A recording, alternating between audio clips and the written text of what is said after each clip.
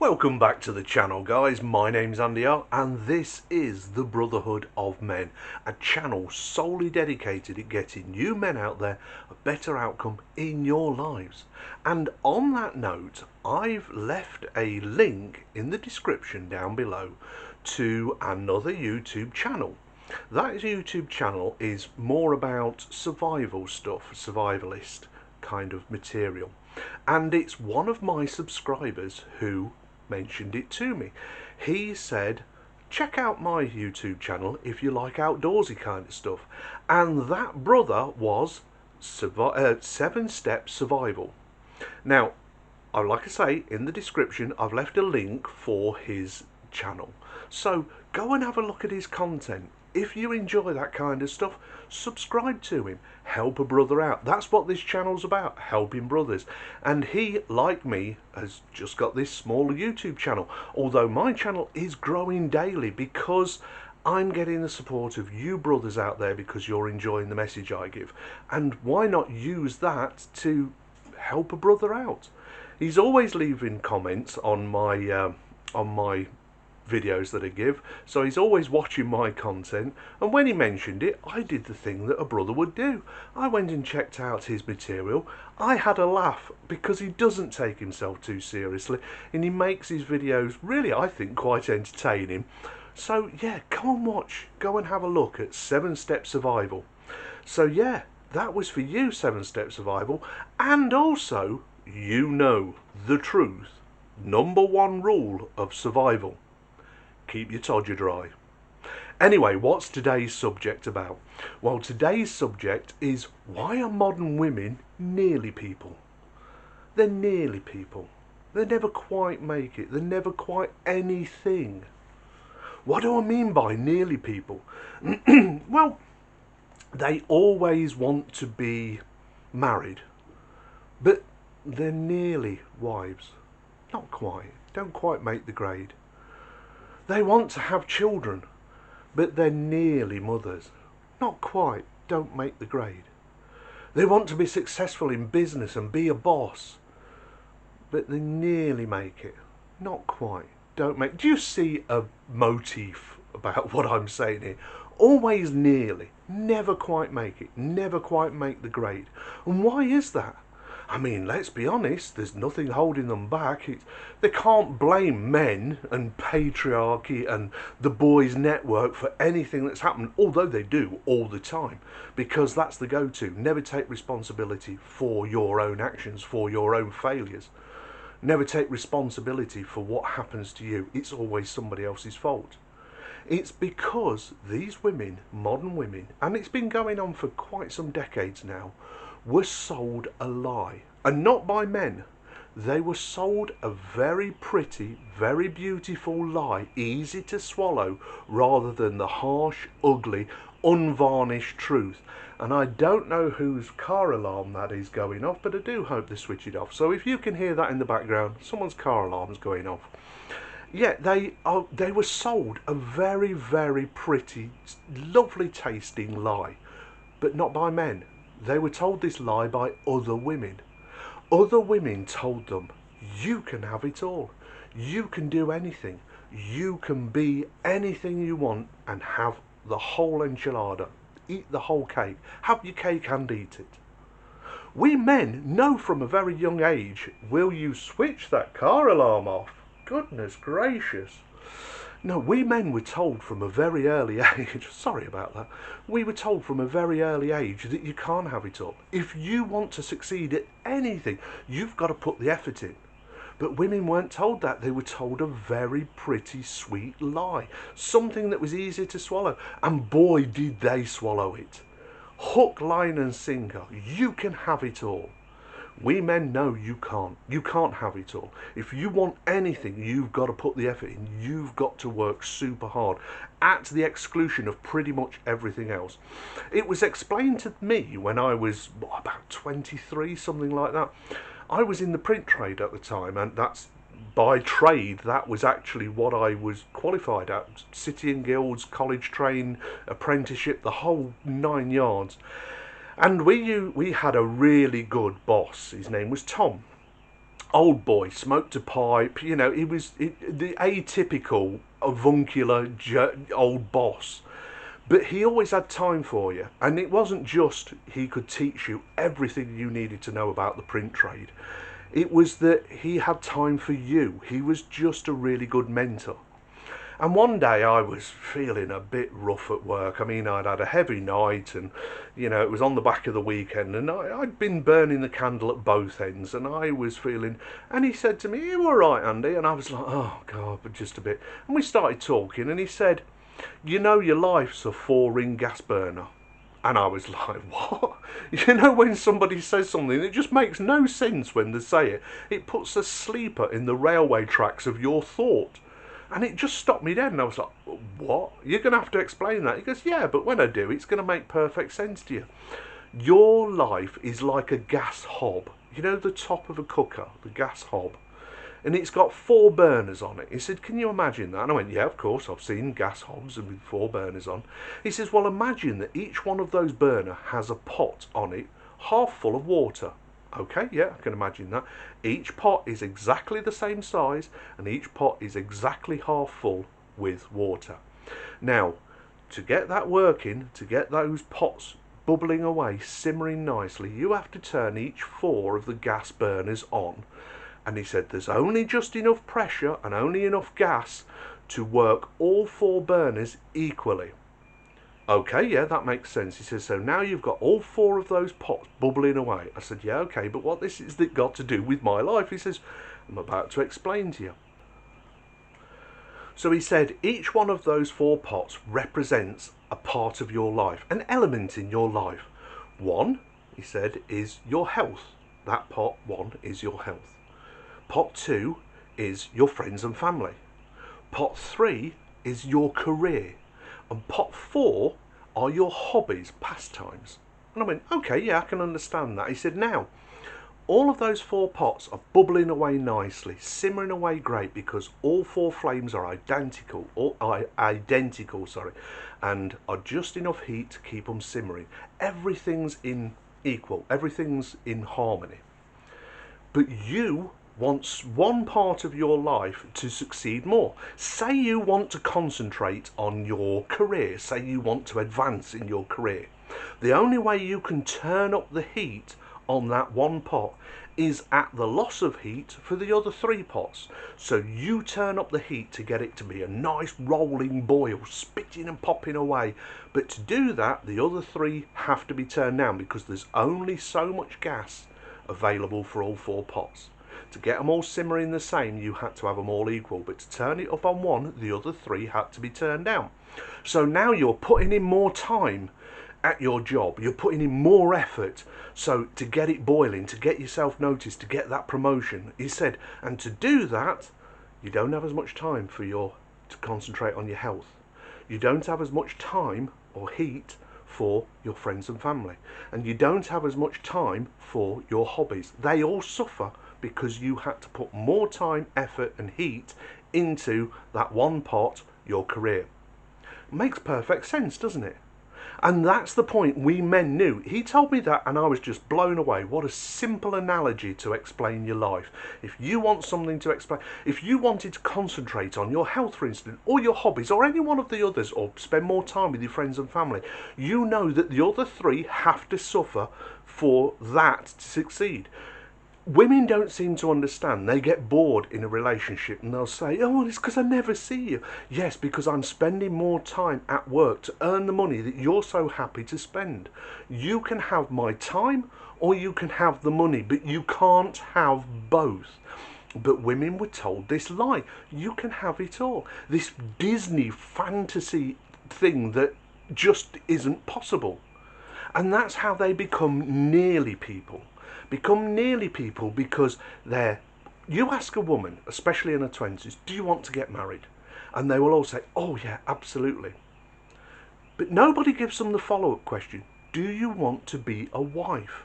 Because they all want to get married, but they don't really want to do the hard work it takes to be a wife. And it is hard work.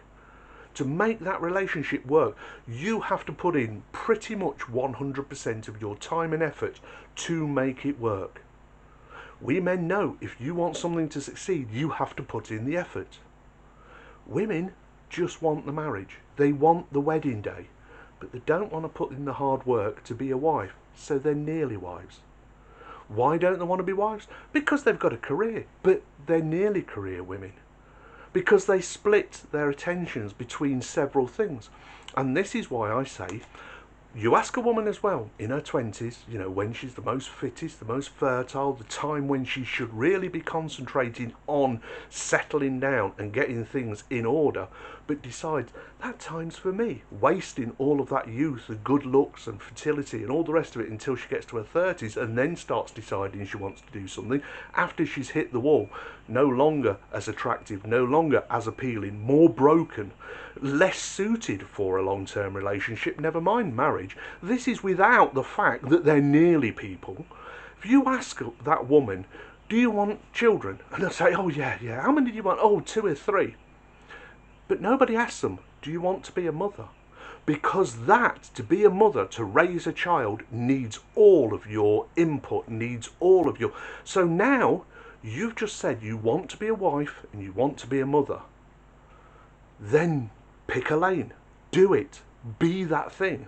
But it's going to take all of your attention, all of your energies to make that work. But no, it's like, oh, but I want to get back to work. I want my career. I want to be able to... Your career, 99% of the time when a woman says her career, she means a job. Very few jobs actually are careers. Law, doctors, some of the STEM subjects, they are actually careers, have a career path.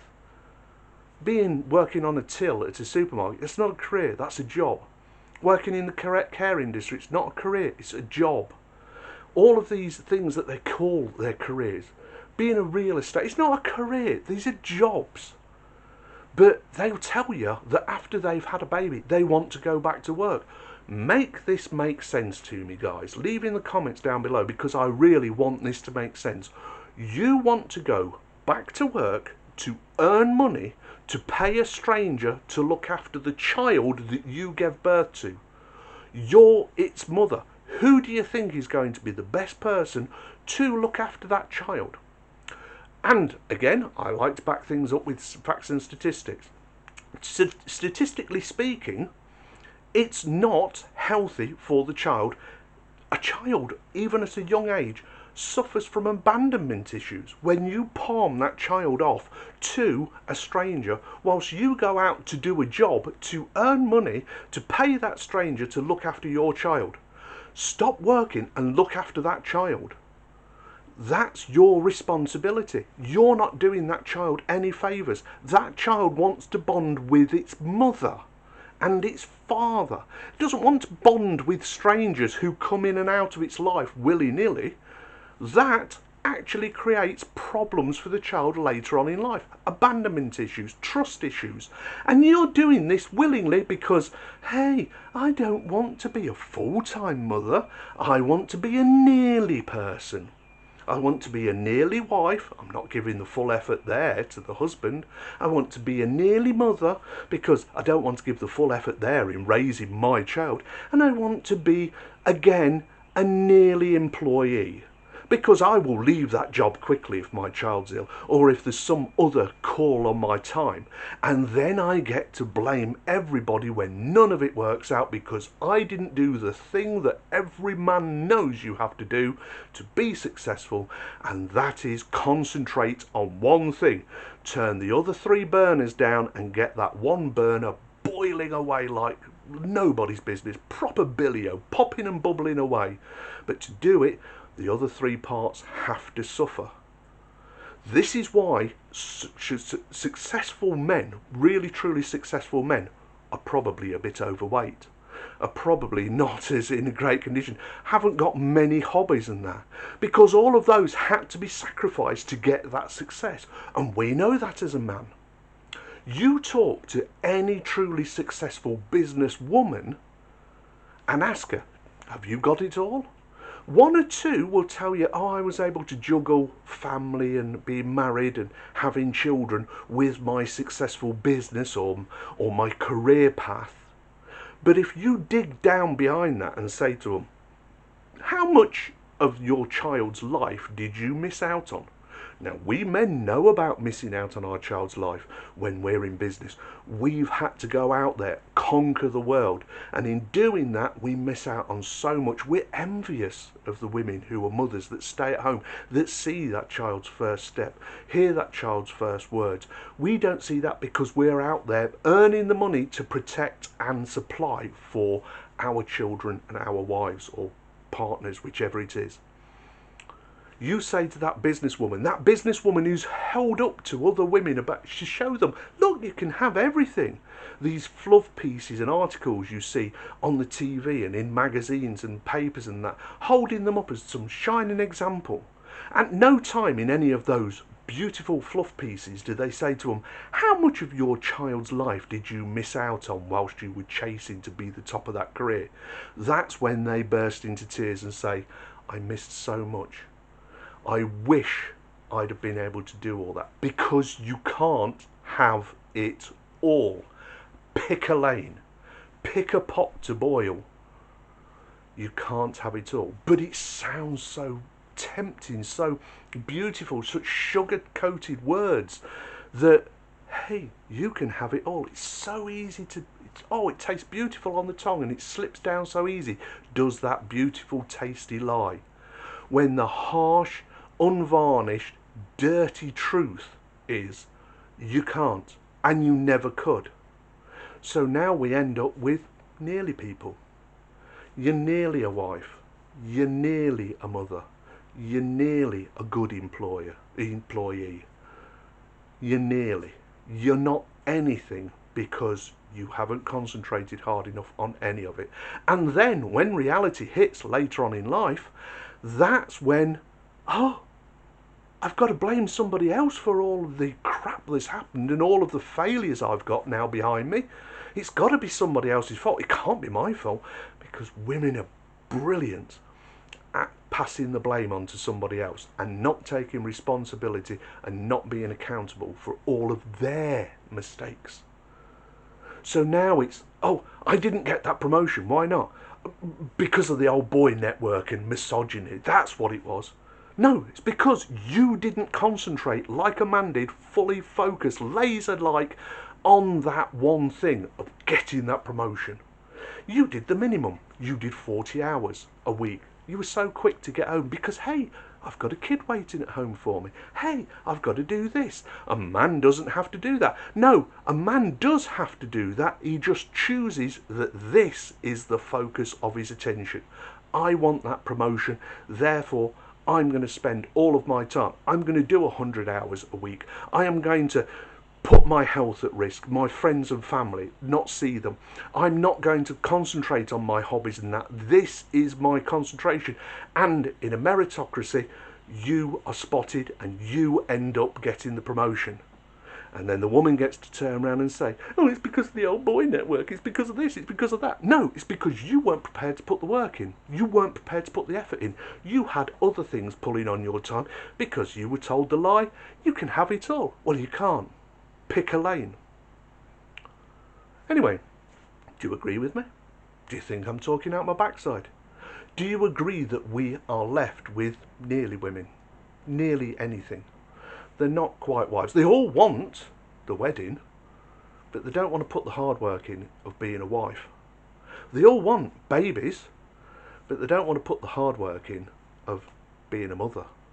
Because those two jobs alone are absolutely hard and need your focus, need your hard work on. But women are so good at not putting in the hard work, not putting in the effort, and then complaining, making it somebody else's fault that they didn't do that. Am I right? Am I wrong? You tell me in the comments down below. Also, go and look in the description, 7-Step Survival. Go and have a look at his YouTube channel. He has fun making his videos, and I found them entertaining. That's why I subscribed. So go and have a look. Anyway, I will talk to you soon. I'm going for a cup of tea because I think I've earned one. You men out there, you take care of yourself, because if you don't, who on earth will? And I'll talk to you soon. Bye now.